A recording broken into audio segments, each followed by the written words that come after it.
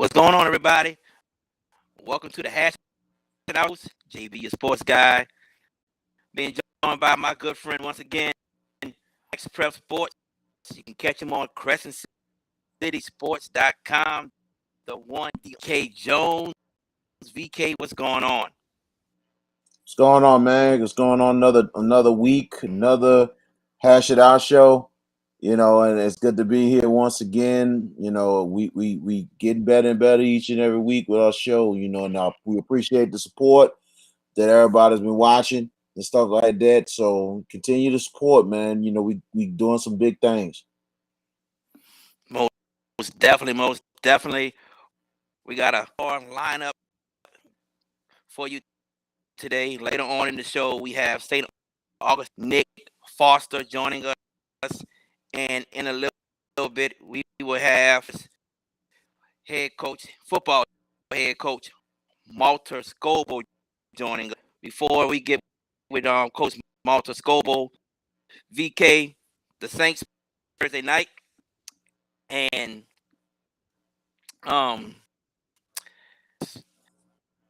what do you think about that? Well, all I know, this is like it's just not fun right now talking about those Saints right now, man. It's just not fun because it's just not playing good, and everybody's not on the same page right now. It's funny. Me, you, and George Peppers kind of had an open discussion about it, and the way I'm feeling right now about the Saints,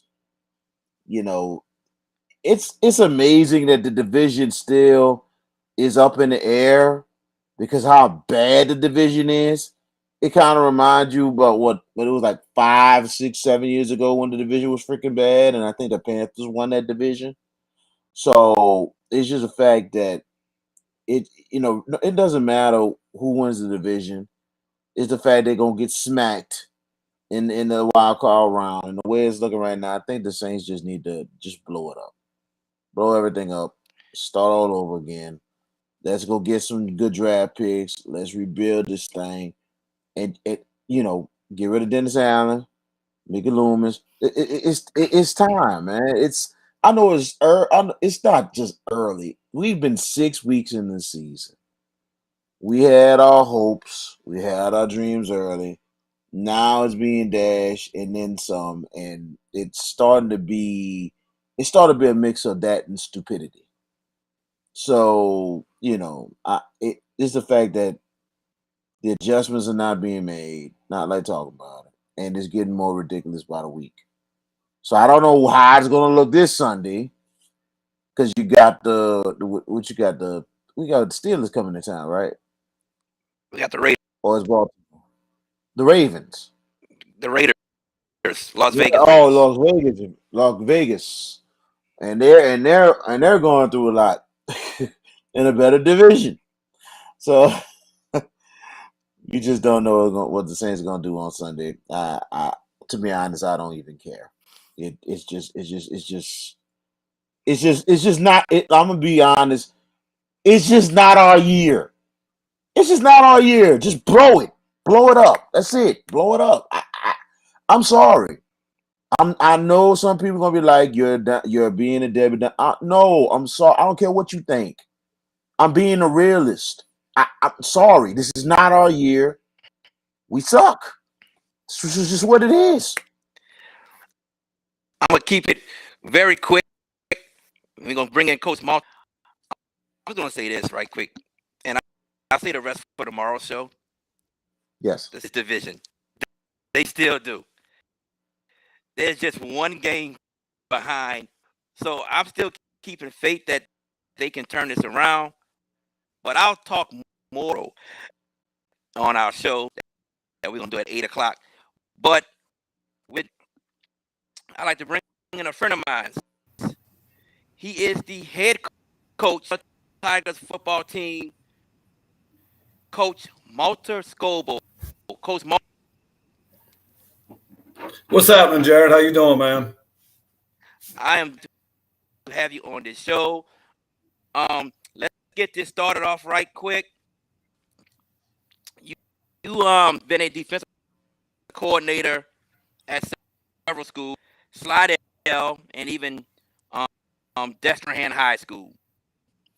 Legends, Coach Hank Tierney, Coach Steve Robichaux, Coach Larry Farr. What was it like working with these legends, and what did you learn from them? Well, they're different, and that's a luxury to work for different type of men and leaders of boys to men. And you take a little bit from everybody. Obviously, I learned the majority of what I do from Coach Hank, playing for him, coaching for him for so long. My stint with Coach Robichaux was 2 years. Coach Favre, I think I worked 6 years with Coach Favre, but I was with Coach Hank that was from 93 until 2008 when I became a head coach. So that's where I learned most of it. Also playing for him, you see it then, and then as you become a coach, that's who I learned from, to be honest. But those other guys showed me other aspects of just different ways of doing things. Both very successful, and you're right, they are legendary coaches. So I just take what I can from it. That was one thing Coach Robe said: if you ever become a head coach, always try to hire as many ex-head coaches as you can, because they're not just a position coach, even though they might be a receiver coach or whatever. They're always looking at it as a head coach.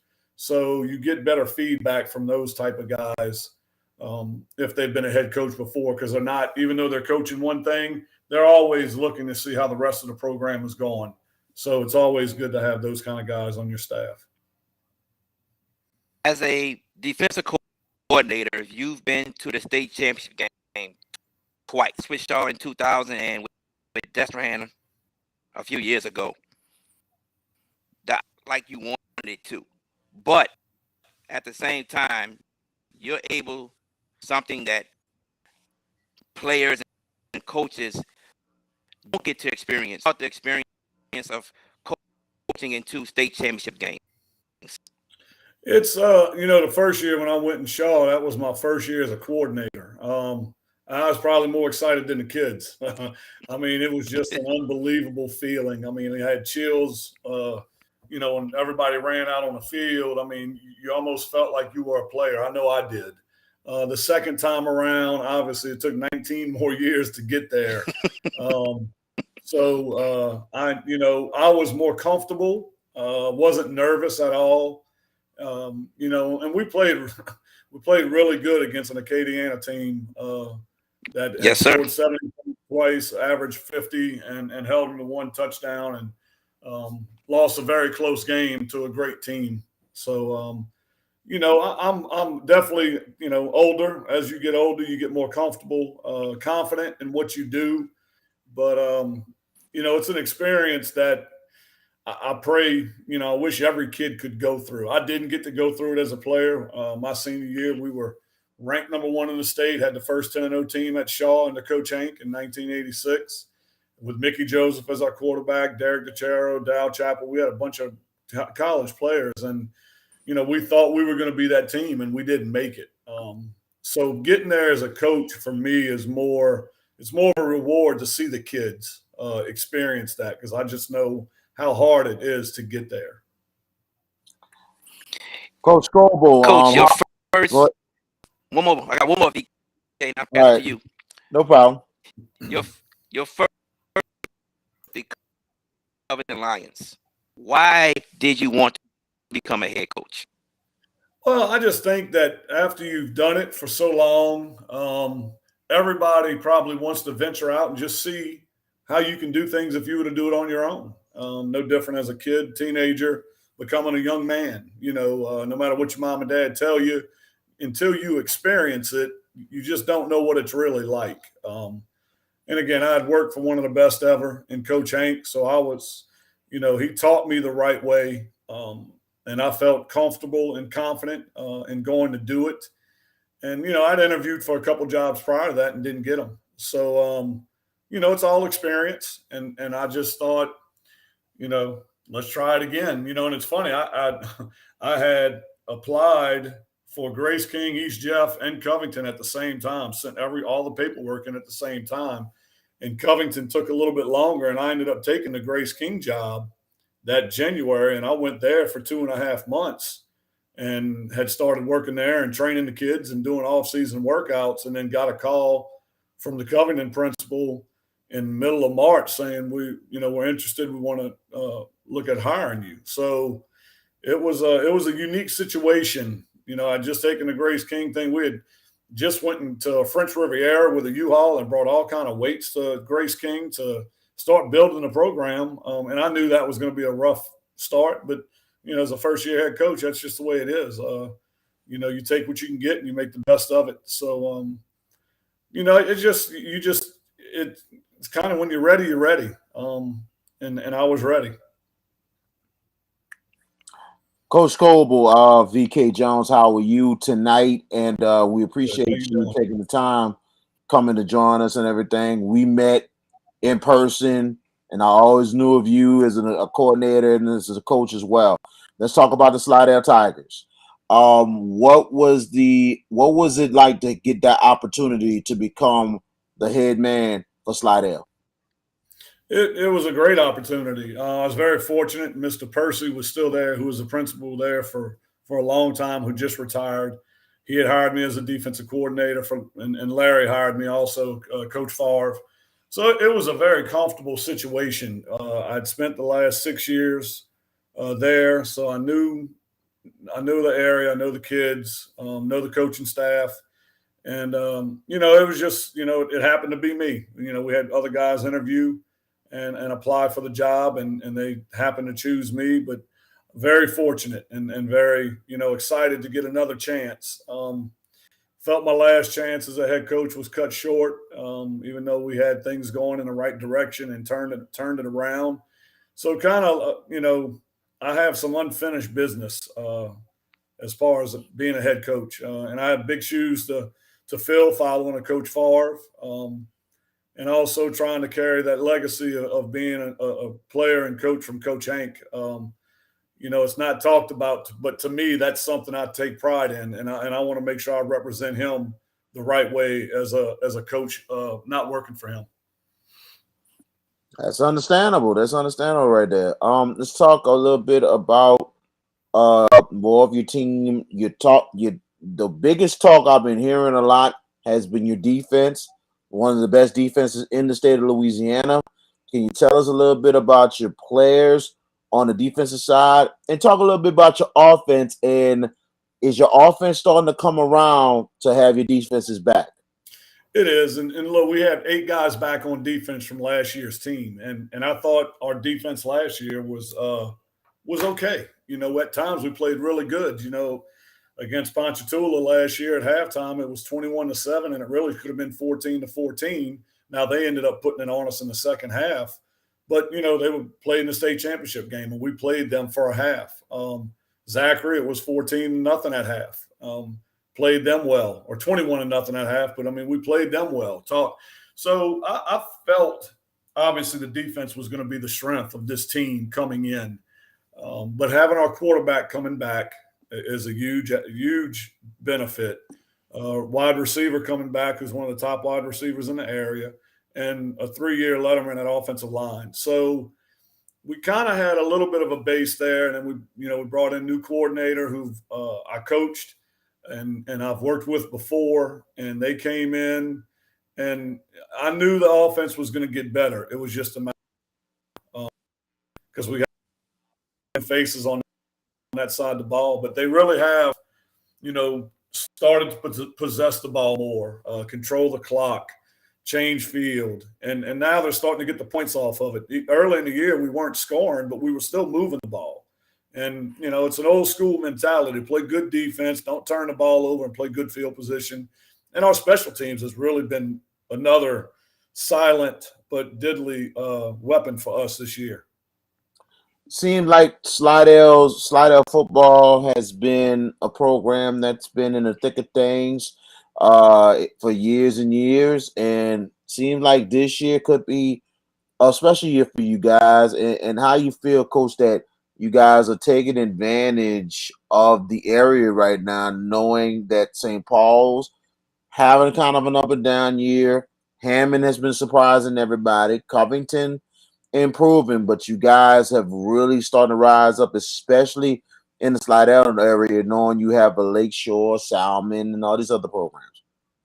We've the district isn't as good, top heavy as last year. Obviously, St. Paul being a semifinalist and Ponchatoula a state finalist, those two teams lost a lot of players. So, the playing field was a little bit more even within the district. And, we went through some tough games early, lost to Jesuit in overtime. Week one, had to pull out a win against Bogalusa. And then since then, we've kind of been playing pretty. The defense has been consistent, but the offense has caught up with us. And it's I was at SYFA, our youth league in Slidell the last couple of weekends. Brought some kids out there, go and see our future. And we're just trying to build relationships. And I learned from one of the best on building relationships in the community and the recreation departments by Coach Hank. So, that's really what we're trying to do. And, I think our discipline, our mental toughness, and our team attitude, because we don't have any quote unquote great players or D1 players. We are a really, really good high school football team, and they're playing as a team. And right now, I really think that is the strength of why, and one of the main reasons that we're winning. Go ahead, Jared. All right. You talked about your team, and you talk about the growth and your development and the development of your team from this year.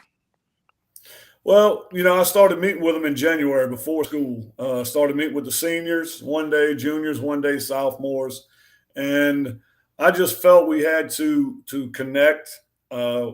There had to be a little bit more, and trust is on our shirts, on the back of our game day shirts, and I felt like we just had to bond. And I wanted to do it grade by grade. So we met once a week until spring football started, going over just different things, getting to know each other, because we have a lot of kids that didn't grow up playing ball together.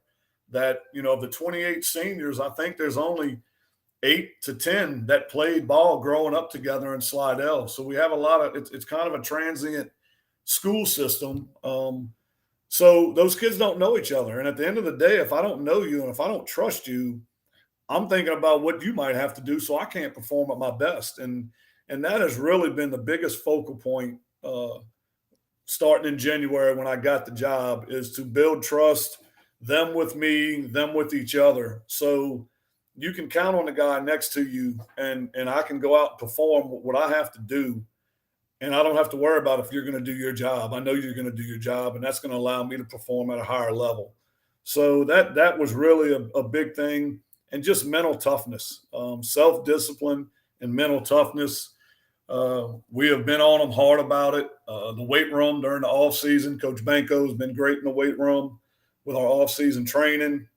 And that's really where you develop mental toughness and self-discipline. It's easy not to do all your reps when coach isn't looking, or when things get hard, I can just quit. And that's, it's every rep of every set is our motto. You just, I'm not going to allow you to not finish what you're supposed to do. So it's just been more mental than anything. And I think right now we're seeing the rewards of that. Most definitely, you guys are seeing the rewards. Earlier, you lost the first game to Jesuit in overtime, 16-13. Since that loss, you guys have won 7 straight games. You are able to keep your team motivated and encouraged. We start off every week. I tell them on Sunday night we have our Zoom meeting. We're 0-0. We're going back to work. We're trying to get back to the basics. And really, I think the only thing we changed in practice might have been after week 3 or week 4. We started doing more ones-on-ones and started banging a little bit more and just pushing each other, as they say, iron sharpens iron. And you normally don't do that once you get into the season. A lot of teams, you do it in August, you do it in camp. And I just felt there was something missing on Friday nights. And we talked as a staff, and and we've been doing it since then. And it's, we put our ones against ones as a scout group, but it's as close to live as we can go without going to the ground. And if it happens, it happens. But I think that's been a key to our performance on Friday, is that we're making it happen more on during the week. But I tell them we're 0-0. I'm not. Our motto is we don't worry about who we play. All we worry about is how we prepare. Very interesting, Coach. Very, very interesting on that one. And the way it's looking, Coach, you're starting to be a very dangerous team right now in the power rankings this week. Now I don't know if you look at it or not. You're number 5 in the power rankings, and there could be a possibility you might crack maybe the top 4. How would you feel if you guys finish the season? You win the district title, and then all of a sudden you crack through the top 4, and maybe a good chance that you might have a good side, but we know the playoffs are really, really tough.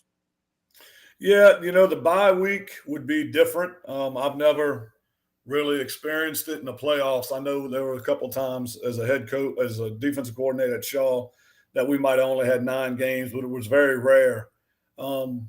So, I talked to the guys on staff, and I've got a couple of ex-head coaches on staff, and we'd come up with a plan for that week if we were to get a bye. As we have talked about it, I think most of the guys would just rather continue to play.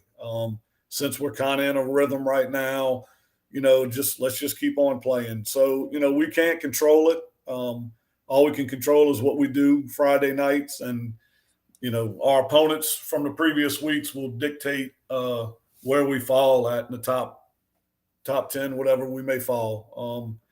We don't have a lot of control over it, but I think right now, I think we'd be better off just to continue playing and not have a bye. And how do you feel about this new playoff format more than anything else? That now the non-selects are at 26 and the selects are at 24, and with all the nuances of this season with the playoffs. Yeah, I wish they would have did it earlier. Just to give head coaches a chance to, you schedule based on what you've done in the past as far as power rankings and playoffs situations. So, I think that's the only thing the head coaches probably would have said. Well, if this is what we were going to do, let everybody know before you schedule, because that does impact how you schedule. But I've said it since day one, since the split started, that I don't have an issue saying take the top 16 out of select, take the top 16 out the non-select, let them play, and let the champions meet in the Superdome for the championship. That would be my vote, and I've said that to people before my administration. I know not as many people get in the playoffs, but when you go back to the way it was when everybody was together, you still only had 32 teams make the playoff. So, and it was a much tougher bracket when you had the top 32 make it, not every single team or 30 teams out of 48 teams making it. It's watered down. This is a better version than what we had in the past. But if I was able to have any say on it, I would say have our 4 divisions how we have them, have 16 team brackets, and let the champion of each division, select and non-select, meet in the Superdome for 4 championships. Absolutely. It looks like it's going to be interesting in itself. I got to ask you this, Coach.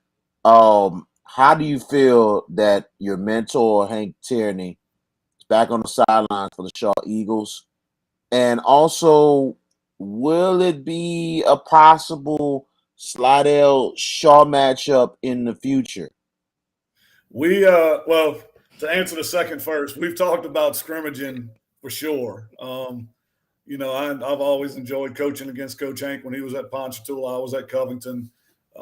It was always a great matchup, but it is awesome to see him on the sidelines back at Shaw.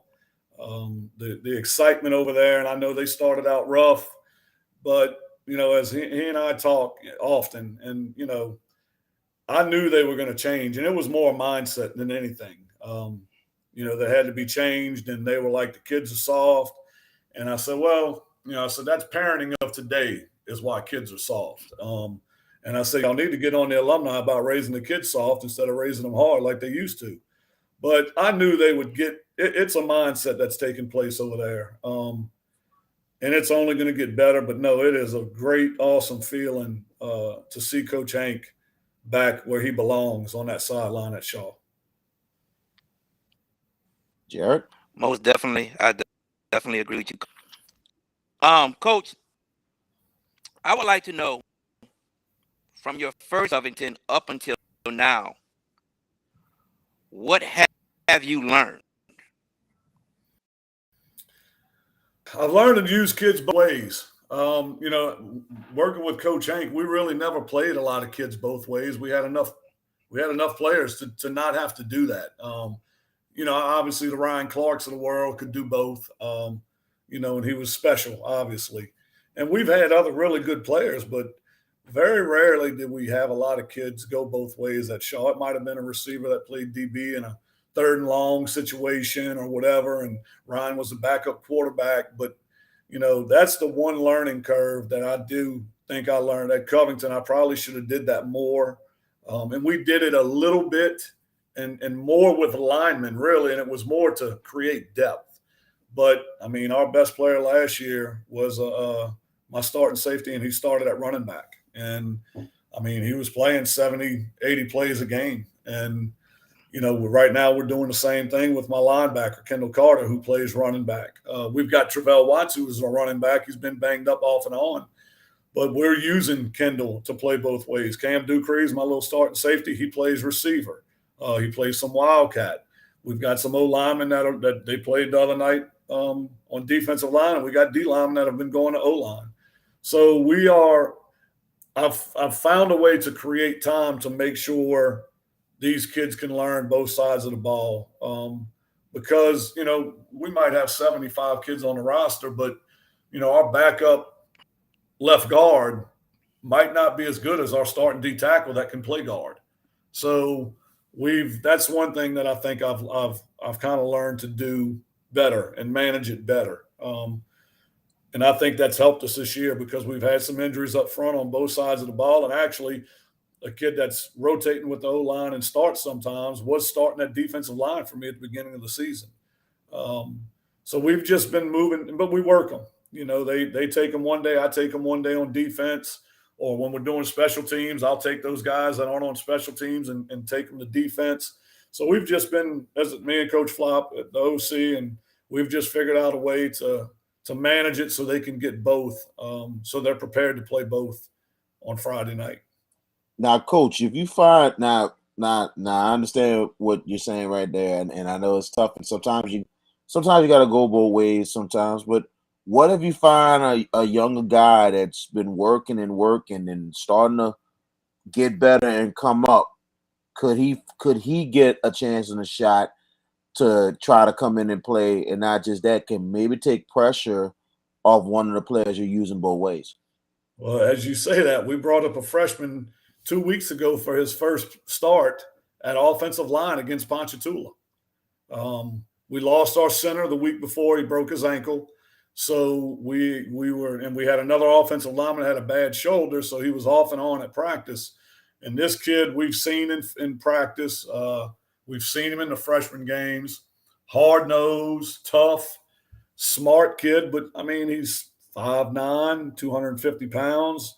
His body is okay, but I know he's not strong enough yet to be going against 5'8" defensive linemen. And his first game against Ponchatoula, who probably has the best D-line in our district, and he took some beatings, but he never backed down a blink of an eye. He fought his face. So he's playing, he's getting 30 to 40 snaps at offensive line as a freshman. When I was at Destrehan, Coach Robichaux, I saw two freshmen on that team that went to the Dome. One was my dime back, and the other started at corner. He's like, I've never started a freshman. I said, Coach, watch. They're better than the guys we got.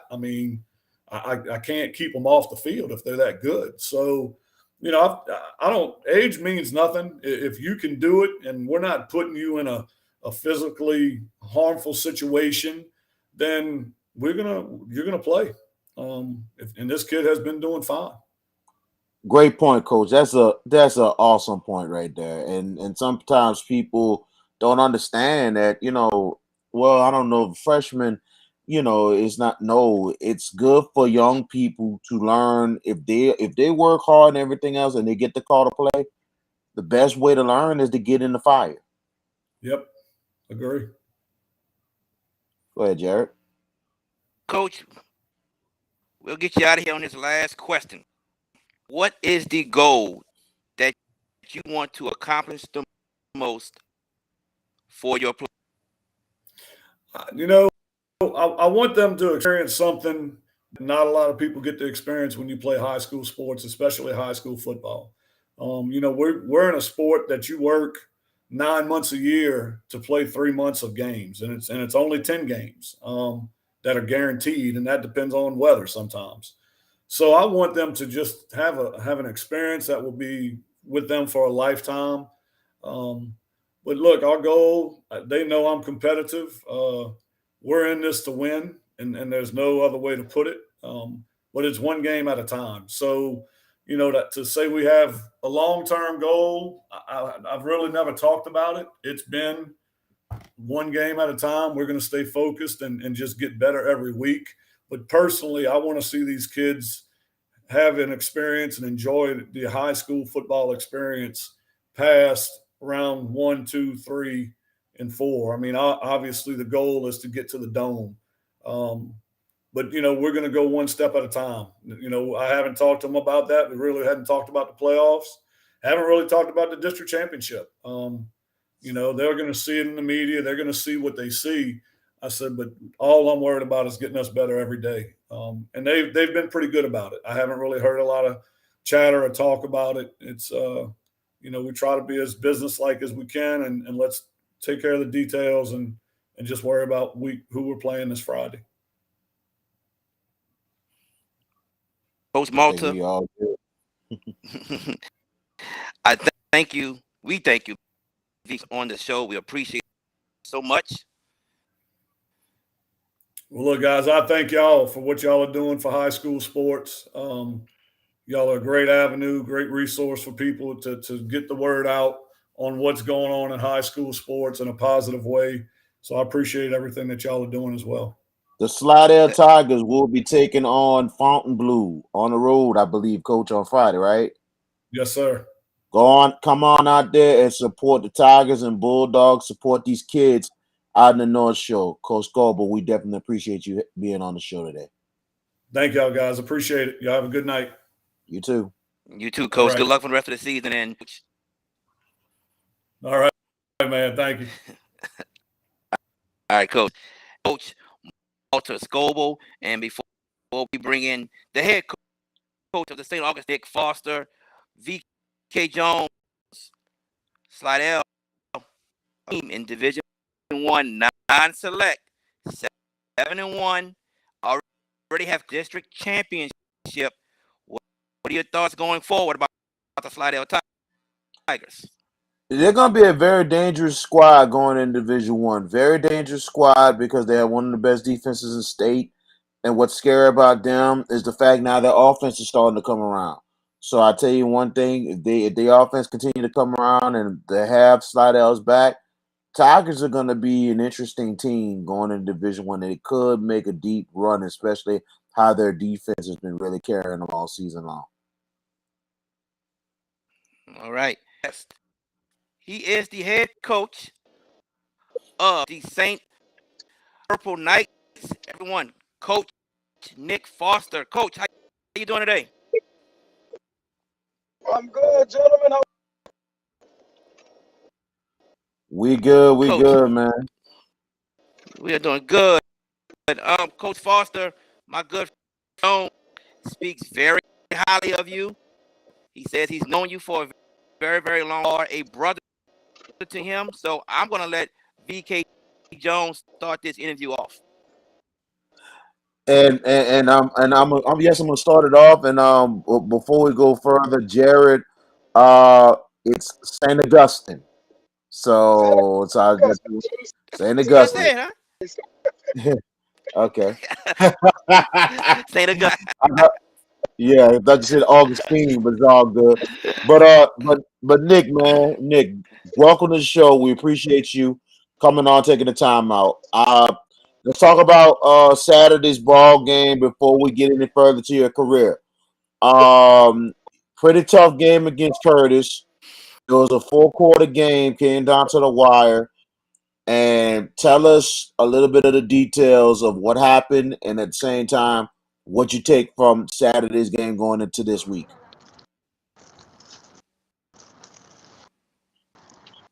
Coach, you hear me? Hold on, I'm walking.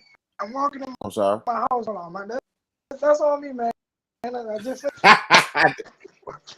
It's all my good, leg. man. Take your time. I'll try to rush back and home straight. There It's we go. okay. There we go. All right. Question my fault, B. Now you good. I was telling you, I was asking you about the Curtis game Saturday. You know, the tough loss and everything. Tell us a little details of what happened because it was a full quarter game, and also your thoughts of the game and what you take from there going into this week's game. On into the game. A tough loss, definitely up there. And it hurt, but I'm proud about the way my guys came out. Really, I mean, if you watch the game, to hold JT Curry program under 100 yards rushing, he was able to have 250 yards rushing. You think, we're able to come out on that end. But that's after 29 state championships. Their program, they wired to fight, make better decisions down the stretch and finish. I told my team we're gonna learn from that. All right, we're gonna kind of gave me that same feeling of and you hate that, but at the same programs, we want St. Augustine, right? St. Augustine, we want our program with the Curtis is the bad rally to be. All right, but it's good to go through those type of wars district as we get to the playoff. We feel like we could finish the game result. But hats off to Curtis, love to JT, JG, Jeff, put their guys in better game and was able to come up with a victory.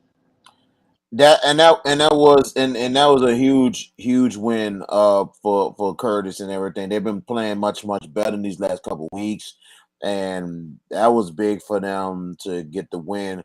And who you got this week coming up? And at the same time, I wanted to ask you this with this week's game. We've been hearing that the return of Dawson Simmons is imminent coming up. So, we know that something is brewing. So, you don't have to tell us a lot, but tell us a little bit what's going on with your team this week and, the return of Dawson Simmons. Well, actually, this week we want to buy, able to rest some guys up. And that week with Dawson and a couple other guys to rest and get ready for the finale. I seen like a rivalry with Brother Martin. Coach Bonit's going to definitely have his guys prepared strategic way. He always impressive to me. So can't any Bonit's team. So we resting up this week. At the same time, we preparing. Had a good practice. Austin, he slowly but surely, that situation, it's tough, but it's a blessing to have in that position. Omari is doing great.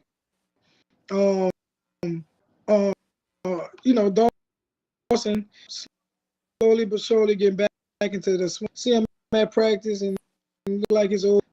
We're gonna see. As we continue to practice and perform and play. Absolutely. And it seems like, things are settling down with you since you have came to St. Augustine. Things have really settled down with you and everything. You had to get used to the St. Aug tradition. What's the difference between the tradition of St. Augustine and your former alma mater, Edna Carr? 51 in 1990. 23 tradition of you know, winning tradition for on and off the field, and all about it, they're killing it. Hats off to Carl. Bryce is doing a great job to do a great job with that program.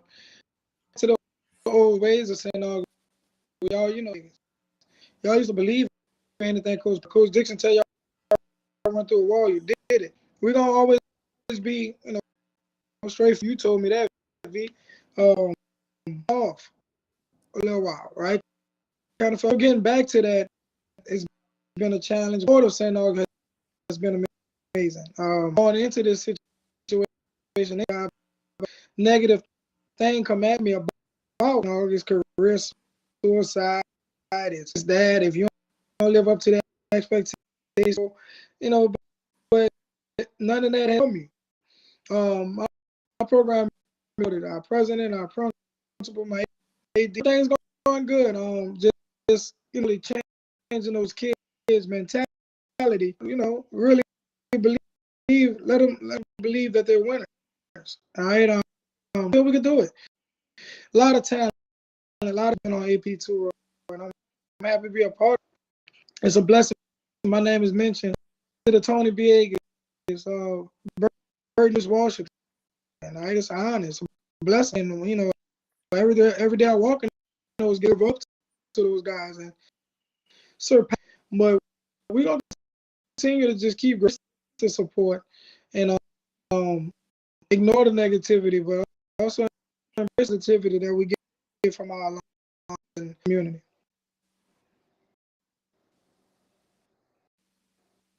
Excuse me. I know it was a lot to just have that embracement of the staff of the administration has been amazing. We talked at homecoming, and I know it was an amazing day for homecoming, but at the same time, it's just the fact that not just the win, but a lot of the alumni talk with you, and then I got the insurance from the president Austin Taylor and from Ryan Sims, class of '97, everything is well with you, and their support, they have your back all the way. Feel it. Every day I go to school, I'm supported. My principal does a great job of, with anything I need and the building, anything he need me to do. I'm there. She love to be a part of that. The changes that's been happening at president. We're about to get a new building, $2.3 million renovation at Leather have in community health center. It's a blessing. Right now we focus on right, and of course I want to just say winning. But last year, V, you talked to me and you big brother, so you was like good, and as long as I continue building young right in our community and produce nice the way it's supposed to be. All right, they're not really worried about wins and losses. I mean, of course, we want to win, but also we want off the field in the community, our citizen, producing leaders. We have some of the best doctors, lawyers, the number 3 institution NFL players. It's bigger than just ball at AP Tour. All right, and St. Augustine is helping me grow as a head. And like I tell you, Rock, Mr. Coach Sims support me greatly, and anything. Been an amazing experience. Very much agreed. All I'm gonna tell you is how St. August thriving and everything else. It's something else. I'm gonna give you 2 instances. I'm gonna give it to Jared to ask you some more personal questions. One, a couple years ago, it had to take a son of a Purple Knight to be the first valedictorian at Archbishop Shaw. And then also the year after that, the entire St. Augustine graduating class qualifies for college, and 90% has scholarships. Now, if anybody can respect what the Purple Knights are, it's just unbelievable of how the hard work and the teachings and everything comes out and pays off. You know, we're not trying to brag and whatever all the time. It's just the fact that God has totally blessed this school enough that we, and especially those teachers and the people who walked those halls before we did, that paved the way for us and for us to just, because St. Aug not just prepared us for college and all that, but it prepared us for life as overall men. That's the biggest thing. Jared, you take over with the questions. You got some other stuff for you, Coach Nick. Go ahead, Jared. I surely do. Coach, I, I found out that coach wasn't the first thing that you wanted to do. I found out to school, and that Coach Bryce Brown and others suggesting to you that you need to get into coaching. What was the deciding case you get into coaching? Either my phone or chopping up jail. Thank you. Asked me what got me into coaching. You can hear me? Into coaching. Yes, I hear you. What got you into coaching? Yes, sir. Yes, my first coaching definitely in the plan. Coaching family, not only my father, she was a cheerleader coach and did all here in the community of rural. But I came from yes, I was in there when I decided to come home. Both of my parents was sick, and what I was gonna do in my life since I couldn't put that to the side. My real good friend, my brother, he's already far. Like, you gonna come coach me? Actually, he told me. He grew up in the house with us. I know his family. He knows my family. Like, Rice family is always at my games, supporting one another. But he told, come home, take care of your mom and dad, coaching. So, that man gave me a career.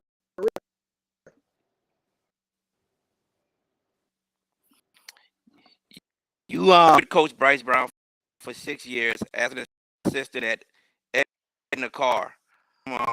Coach Bryce Brown, that has helped you as a head coach. You said how it helped me as a head coach? Head coach, yes.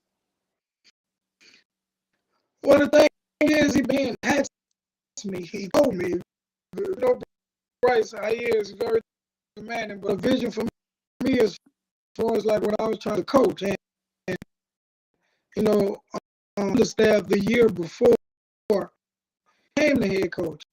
So I watched things as far as the being assistant head coach Nathaniel, but also before that he was close to Jabal Jalou.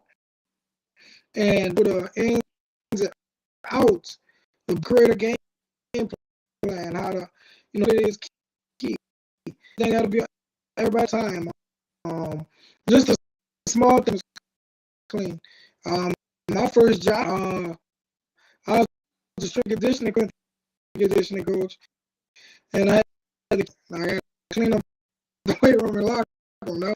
But just watching from how to run a pre, got that experience from my brother. It got me prepared for this. If anybody know the details about his job at St. Really, and he turned it down. He was told Dr. St. Charles and the athletic director Barry Ray, Coach Barry Ray, who's one of the better coach out here in the turn now. He's the best. And Dr. A call like, oh, you want me to interview? But as we said and everything with St. Augustine, doing most of the talking for, and he was like, why don't you interview for it? I never thought I was going to be a head coach. I had to be an offensive coordinator before I was a head coach. But not knowing just thought it was preparing me. Doing the extra, same plan meetings, but also statistics meetings with our athletic CEO of Inspire No Less, McNeely. So just me, one aspect of coaching, really, I just thought I was in the room there, but it was molding me. I was being molded to be a head coach. So you've been at St. Aug for, I want to say, 3 years now. Are you able to change the culture of the St. Augustine football team? I wouldn't say I enhanced it. That rich tradition of still there. That respect, Coach Tony B. Akers is still there. Of Burton Burns still. So try to put my type of twist and add my way to St. Aug tradition. Something I prided myself on. Just felt like St. Aug, even when I was via 10 years as a young man, always take us to St. Aug games. It was talented. Always organization structure, but it was like, what's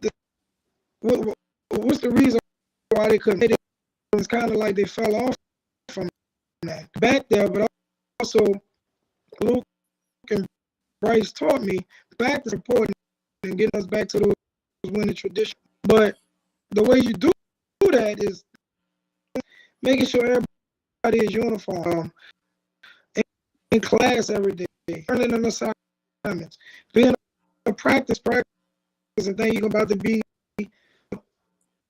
team. So they, like, when I first got there, they thought it was okay to miss class, the hair comb and things like that. Appreciate had going into St. Aug. Coach Dixon a morning together. Coach Dixon was the last one to win 79, and he so as I'm like, man, you just focus on the small. You buy the St. Aug traditions, but also embrace it. Don't embrace it and enhance it. And once me that morning, I understood it. But also Coach Payne, man, sitting down and respecting and knowledge from those guys is me out well. They guide me. He make the mistakes make things like that within the building. That carries feel. And that's big. It is absolutely big right there. I see a lot of you bring back a couple of things with St. Aug, a couple of their colors and stuff. You brought back the yellow gold of the Purple Knights with the purple emblem and stuff like that and everything. But you added a little nuance to something we have never seen in St. Aug.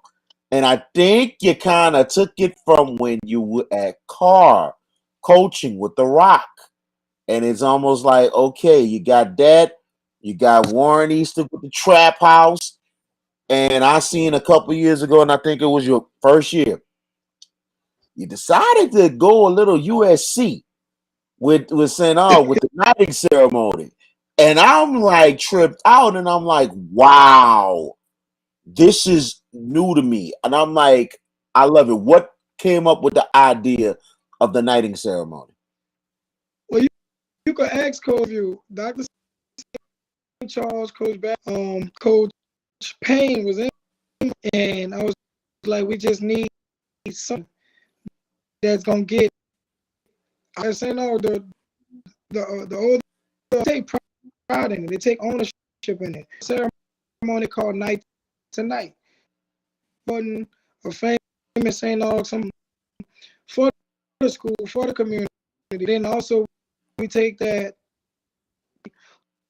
who's working hard during the week, side on that as a coaching staff weekly. It ain't just about what he's doing with football, but 4.5 GPAs, 20, man. That's an amazing thing. So, and we breeding leaders.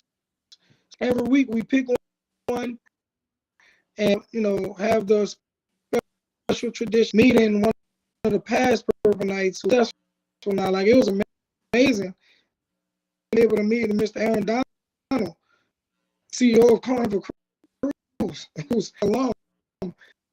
And, you don't get those at other schools, and you don't have those types of amazing. But tonight's ceremony, we also created the, once he stick that sword in the ground or the T-charge. But I learned that type of way to create things. What we did, like you said, they got they just knew all this culture, man. We know how to be creative and get people involved in it. On the park ball, they're doing the rock now, but I've seen some other teams they doing, the night ceremony, and it's amazing. But just we wanted to use that high-end, the old tradition, and let these younger guys know special. The BS and August, you just a regular student. That's a view during your time. Everybody was, you had to be special in that, walk those on AP2. And that's what we try. You got to have those special ones. Everybody. I'm going to be honest with you. Kids a challenge. They'll push. They persevere through adversity. They worked hard every day. See all these judges, these doctors. I see why, this is because of what they went through on a daily basis. It's challenging. And only the strong survive out there. Come out that building. Jared, you got anything else so far? I got two more. I would like Coach Foster to talk about the win at Zachary when he was ranked in the nation. Talk about how this was a big game defining moment for you as a head coach and St. Augustine program. Huge win. Me, Coach Brew, actually goes by, of course, him, but it took me 3 years to actually do that. Come with that W. But we were successful because we was executing down the stretch. But also, their quarterback, Eli, he's a talent. I watched that kid grow up from his side, make some amazing throws, sit back, some amazing hits, make amazing runs. He's a good player. But also, Ralph Walker is a Zachary, who's a St. Aug alum. Him, I understand the dynamics of Zachary. I always want to play them district game to get getting ready for. We're getting ready for games like Carmel. By playing those help us with PowerPoints. But when we was able to come away with that victory, it was a defining moment for our program. But also, when you go against those type of coaches, you want to take pride in those good with that victory on the road. It was a great feeling. But coaching staff, the way they was able to lead our young men down the tight situation, man. That's just take that victory with what was able to persevere.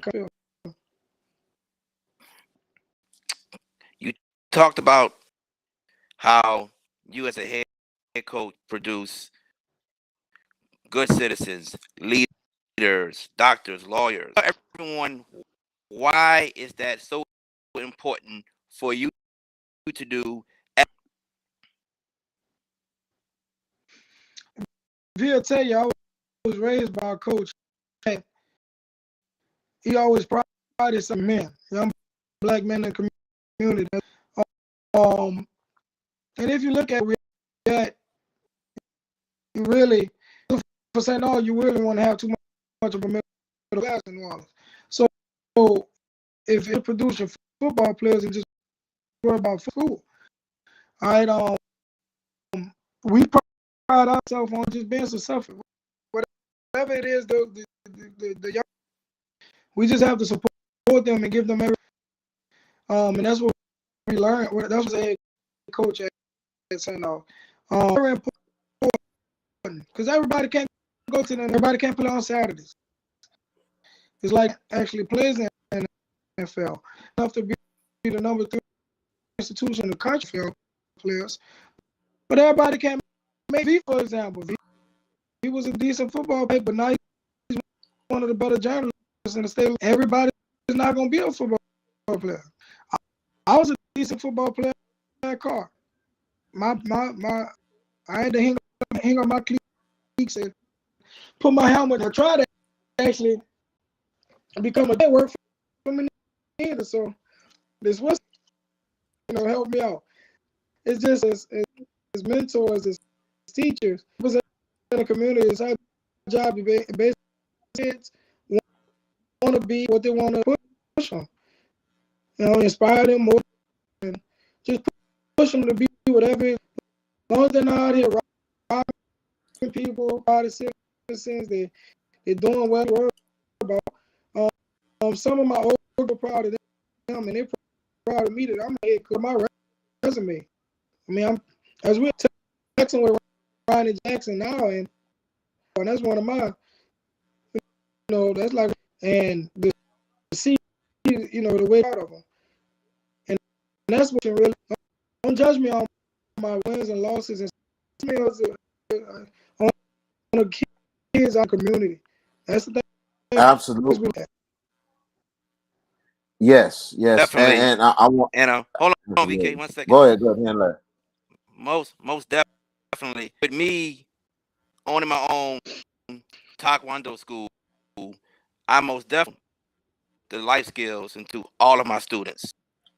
And yeah, my students world championships. That's nice, but to see these kids grow up to citizens, finish college, have a good job, that's what makes. Definitely. Absolutely. And I'm gonna say this right quick, and Nick is right. I was an okay football player, you know what I'm saying? And I was thinking in my mind, maybe I'll walk on in college. But there was 2 players like Tiki Barber and Robert Smith, how they ended their careers. And it just made me think more than anything else. I don't think football's for me anymore. Because you have to think about the shelf life right after. So when that happened, it just made me think about my career, about what I have to do going forward. One of my biggest influences was a teacher named Mr. Candiv that used to teach at St. Augustine, who passed away years and years ago. He influenced me because I was talking a lot of sports in the classroom, and a lot of my classmates couldn't believe what I knew. Because the thing about it was, I started watching a lot of Sports Center, reading the newspaper, and everything else, and I took stuff from there. Because my thing was, I keep on seeing guys at the barbershop talking sports. And I said, let me try to see if I can hang and talk and see. And I found a niche out of it. And Mr. Candiv just influenced me and said, hey, you ever thought about going to Vanderbilt? And I was like, wow, because it just showed me a teacher believed in me. And I took that, and I struggled over the years, but still, I've been in this game long enough.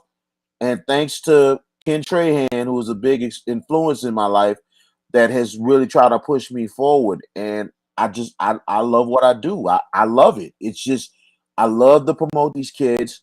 I love to promote these coaches. I learned a whole lot. And to me, it's great for what I'm doing. It's unbelievable. But I thank, most importantly, and I most importantly thank your dad, Nick, you know what I'm saying? But I really appreciate that. I appreciate everything that life has offered to me. But going forward, let's talk about your defense right quick. Defense, one of the best front sevens in the state and everything else. but how it's been with the secondary. I know the secondary's been kind of up and down, but it seems like they're trying to get a little better. Can you talk about it a little bit? Definitely the defense been like.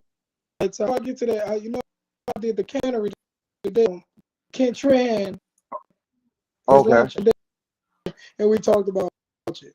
Big ups to you. Keep doing what you're doing, V. When we hitting you up, I'm trying for brother on. I'm gonna get you for night. All right. So about homecoming, that'll be good for you to do it again with brother Martin. So I know you be doing all these games. Busy right now, big brother. But if you can, we'll rock tomorrow. We can night against brother Martin. Is the game on a Friday or Saturday? Friday. A Friday? 7. Hey, that I will make a point of it. Just let me know. I'm gonna be there. I'm gonna call. Let me meet with Rocket with you tomorrow. Great. Definitely. I tell you, my D line is the heart of my with Shane Payton, Harris, Jeremiah Connolly, Reed Gardner. Those kids been lights out. A lot of those kids, side came set out with us and believed in us. And this is their opportunity. So back end, we still tried our defensive backfield. I said the Curtis loss, threw 2 touchdown passes on us. Football, and to see Curtis score, that was tough. It kind of hurt. But on the flip side, you got to look at the front end and see how they're able to control the game. So that part, like I said, with my third year going into it, we're not all the way together, but we're getting follow my career, and you can see it as well. They have room for improvement. The defensive team that we want to improve. We got some good guys back there with Dylan. They and when they put in those, it's like 50-50 balls. These guys can come up with those 50 balls. Right? But we believe in them, and we're gonna stick with going into the playoffs. I will line it up again and put those guys back out there. I believe the next time they have opportunities. Right, absolutely. Offensively, we know you've been moving the ball very well with Amari Cooper. Your offensive line has been doing pretty good. Langford has been running the ball very well. Tell us how it's been coaching the man himself who's been really coming up, Karaz Johnson. We all know who he is, the son of David Johnson, who's the assistant coach at Florida State. How it was with him, and he looked like he's been really growing and looked like he's becoming probably one of your best players offensively. Yeah, you can definitely put him up there as one of my best. The thing about Karaz is that kid passed football. Coaching a coach son, I was Jaluk and I back and forth. But the thing you love is his passion and his leadership. But I remember when my first, I used to referee games in hockey. So I used to go and watch Karaz grow up, and he left and went to Tennessee because, the car. So when he was down in Texas and kind of reached out and said he wanted to come back, I was excited. He is and how talented he is, and one of the best players on my team, but one of the best receivers in state of Louisiana. One-on-one on the backside with defensive back, and I for the catch. But just a great family. They support him. Karaz is a 4.5 student with a T. All right, and when you like that, Lazarus listens to them. They're very smart. He want to be a Karaj is always asking me, when it comes to football, I'm very in my IQ. So that's what I told him, and when he got under me, enhance his knowledge more. So we leverages.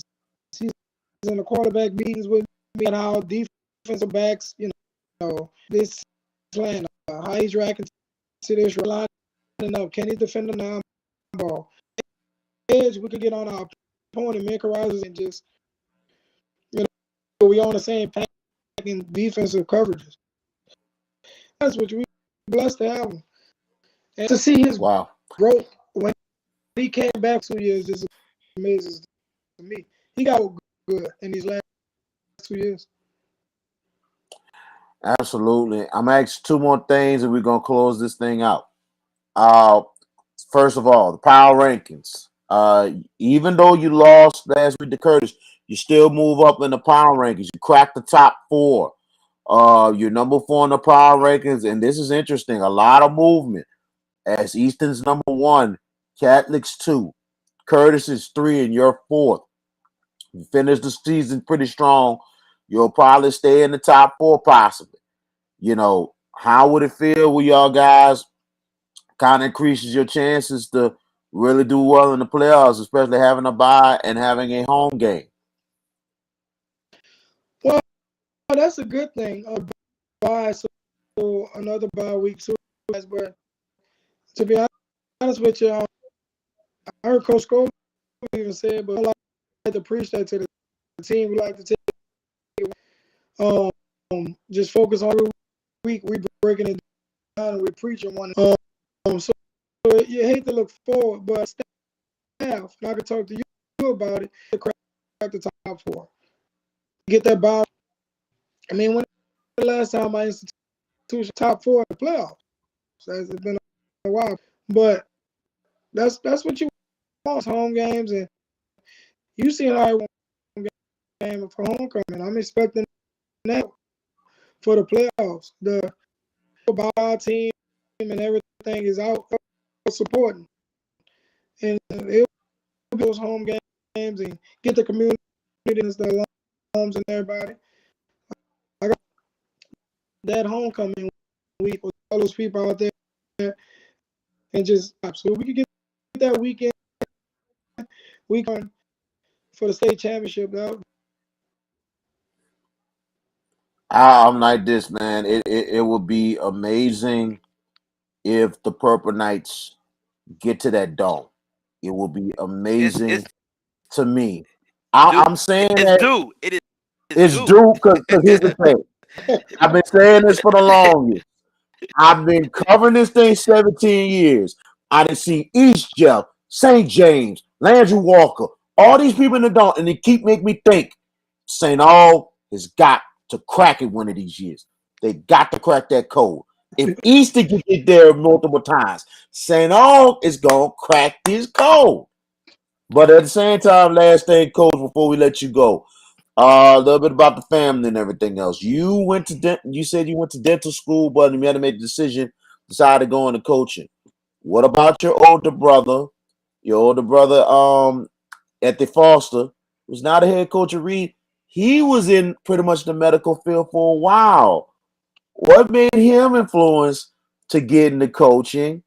And not just that, all that you and your brother has done, is that more of a legacy in what your father wanted for the both of you? My father, honestly, my dad, what I did as long as it's something positive. That was a big battle that I myself into coaching, because growing up, I had to share my dad with the whole community, and I was the baby. I was spoiled, so I used to spend time with my dad to do this when my mom was active and doing something in the community. Shied away from our family calling as well. He more older brother embraced it. It was like, I know I'm gonna find my own career. That's why I really go by Coach Nick Foster. Coach Foster is a famous a city of Marrero, so I try to do the same thing with my brother. But he was in chiropractic school. We both made the decision when our parents got ill. My mother suffered.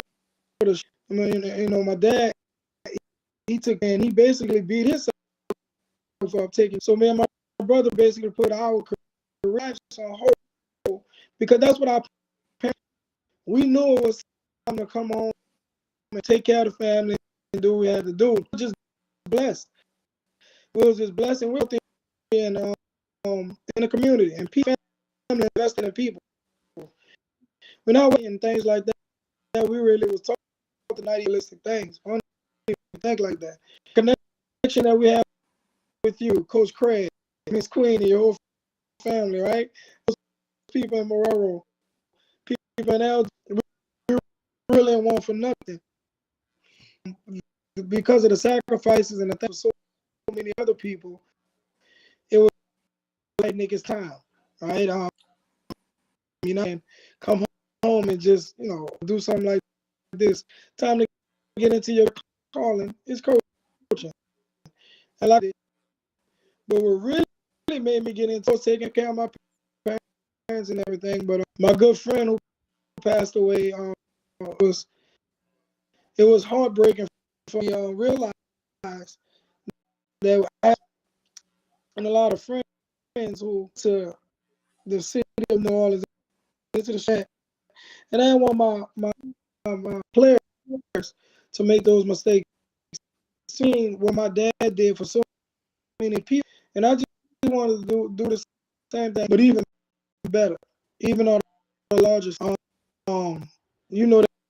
That VA, all type of things in the community, and it even match what he did.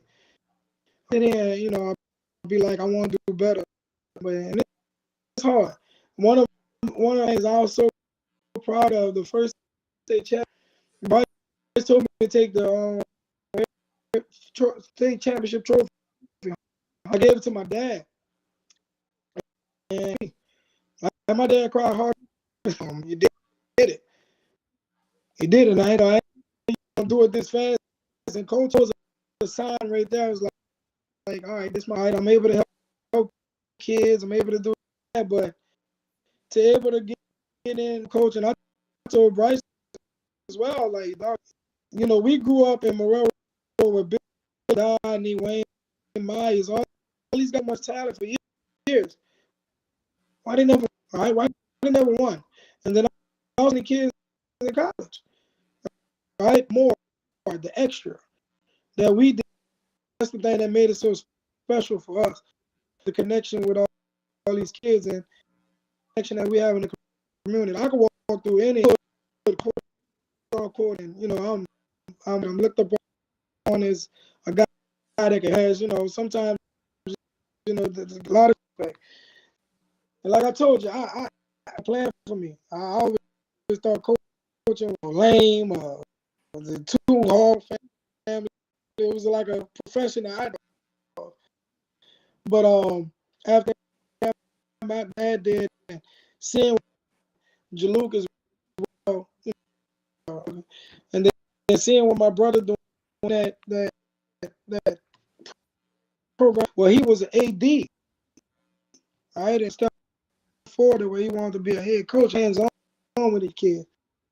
So proud. He said every day dropping off 3 or 4 kids. That's what it's about.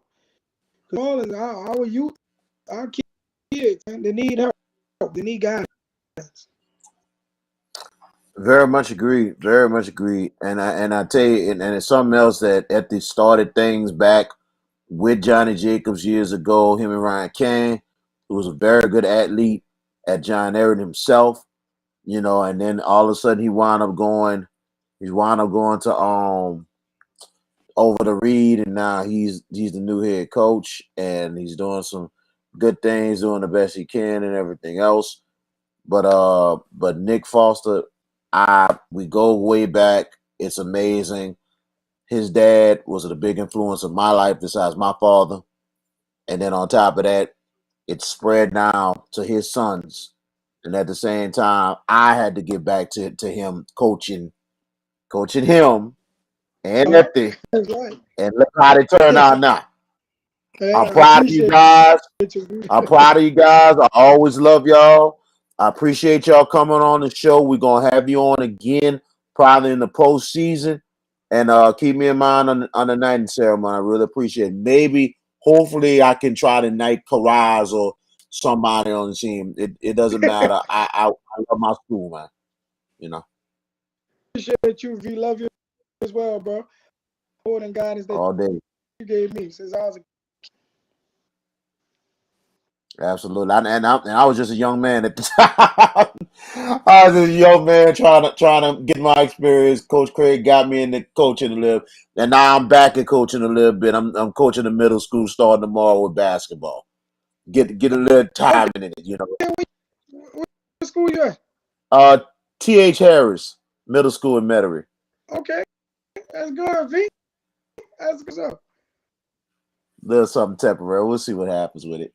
We'll see what happens with it. Yeah. Well, Nick, thank you so much for joining us on the Hash It Out show. We definitely appreciate it. Jared, got any final words? Yeah, I got some final words. I do. Coach Foster, luck on the rest of the season.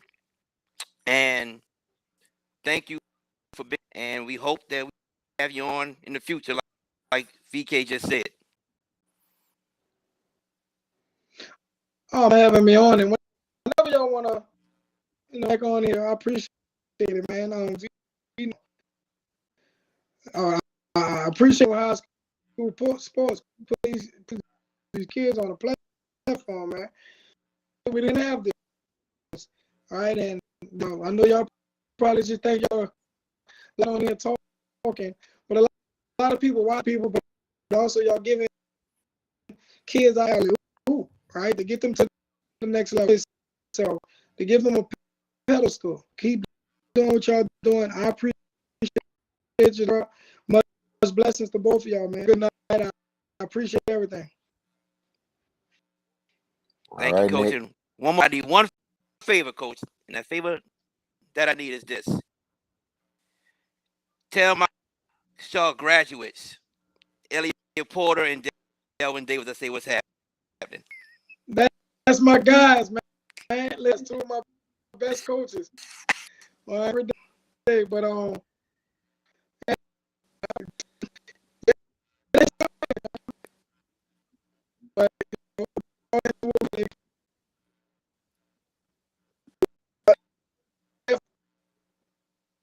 It's Thank you, amazing that they Coach. come home. It's amazing that they come home to the purple.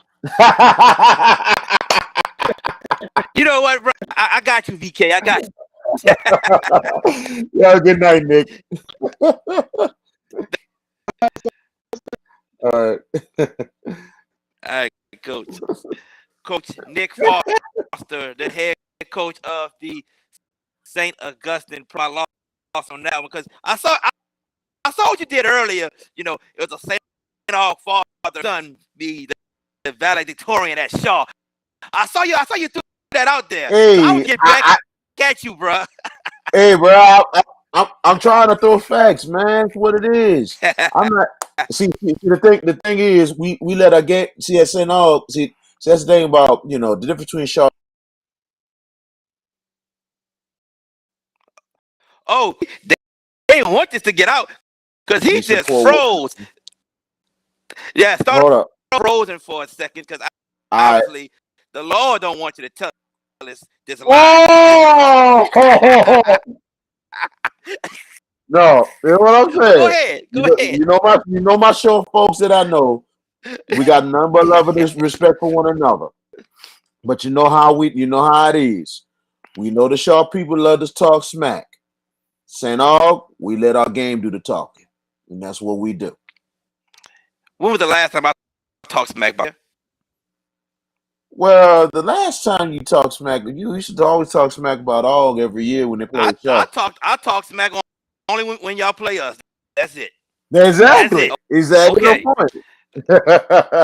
Exactly the point. But I Other than didn't that, mean I to. won't say I didn't mean all to to do throw. well. Look, I appreciate that, and I ain't gonna lie. Like I said last week about Shaw, I said y'all guys are on fire. Yeah. Y'all guys are on fire right now, and I'm gonna give you your props. I said earlier in the year.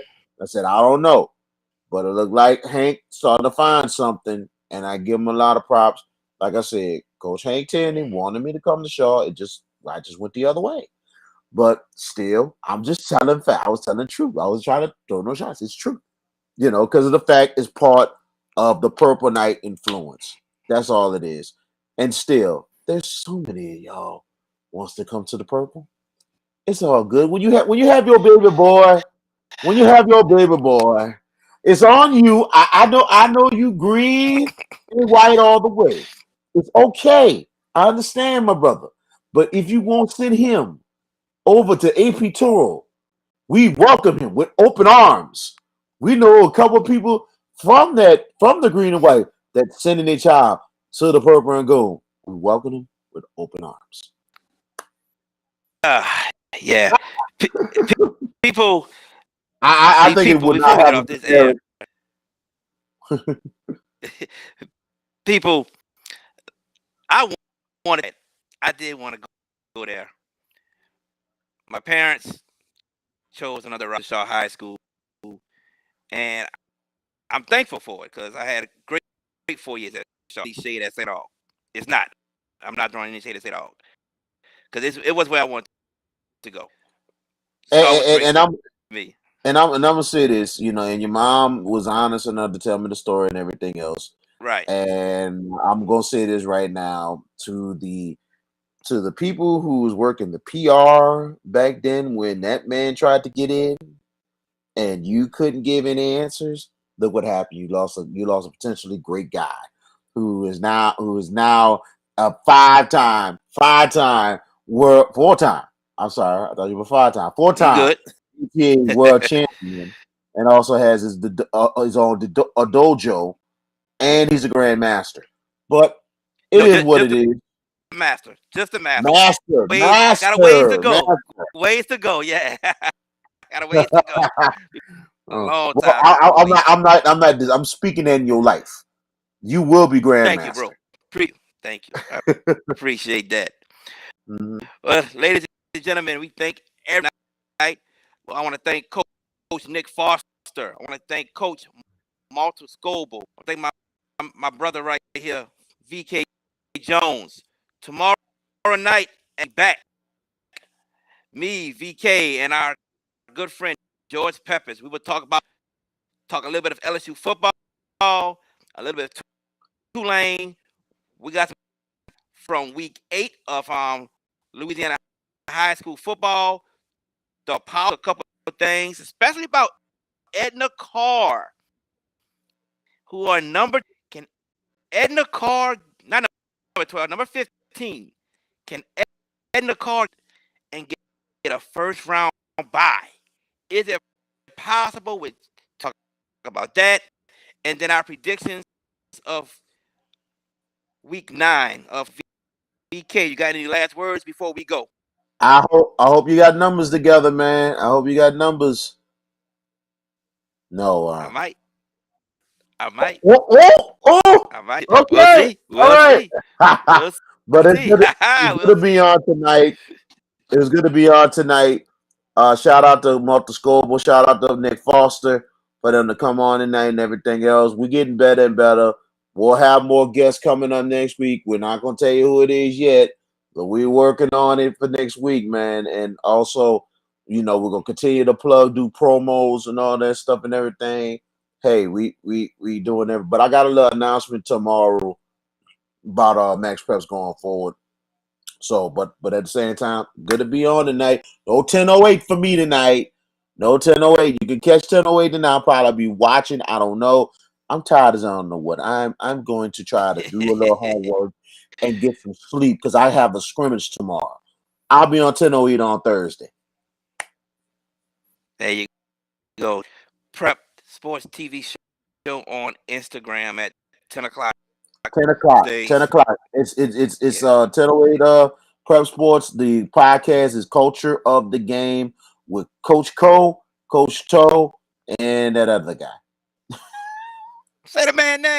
name, bro. Don't do the man like DJ, that. Mr. That's DJ, that man Mr. name, DJ. DJ, It's man. a joke. It's a joke, man. DJ, don't take that serious. That's a joke, my man. It's a joke, my man. Shout out to you, bro. Listen, But man, tune in to those guys 10 to 11 tonight and on Thursday night on Instagram.